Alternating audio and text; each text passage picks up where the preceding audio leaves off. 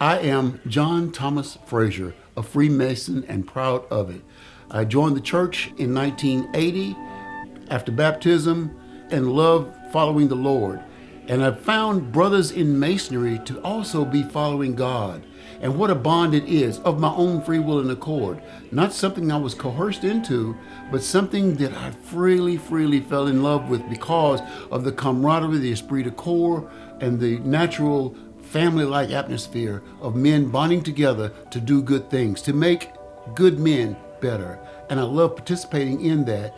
It is just such a wonderful way to live my life each and every day. And I'm so thankful to Masonry everywhere.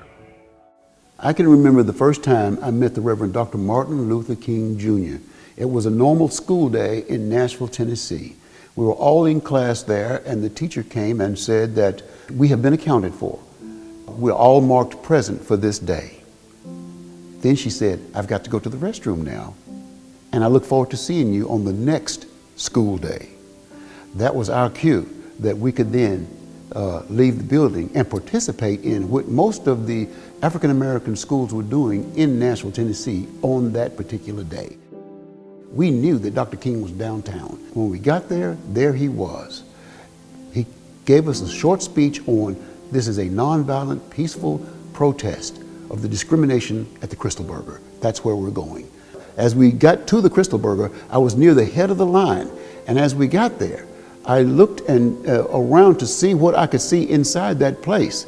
And there were students there from Fisk University and Tennessee A&I at that time being soaked by the fountain beverages from the counter clerks that worked on the other side.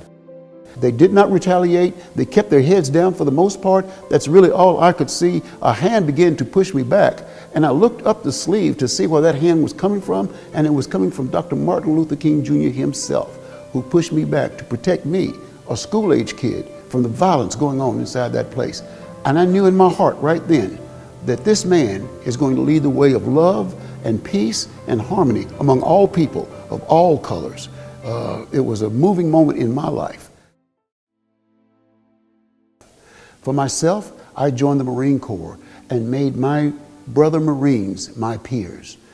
In the Marine Corps, I discovered that there's only one color, and that color is green. From the Marine Corps, I joined the church. I wanted to be a more faithful man to God. Within the church, I met Freemasons. I was very impressed with these men living their godly lives. I wanted to be one of them.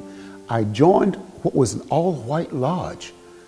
After joining, within 5 years, I was elected master of that lodge, not because of any inherent abilities that I had, but as Dr. King said, because of the content of my character. I was elected by them to represent them, to be their master for a year. Whatever path we take, whoever leadership we follow, be they parents, pastors, peers, we all make mistakes. We have a responsibility to forgive each other even as we are forgiven. Masonry is not like a normal family that you're born into without choice. Masonry is something of your own free will and accord. You raise your hand and say, I want to be one. And it takes one to make one. So you get with somebody who you really see doing good work, and you say to that person, how can I be one like you?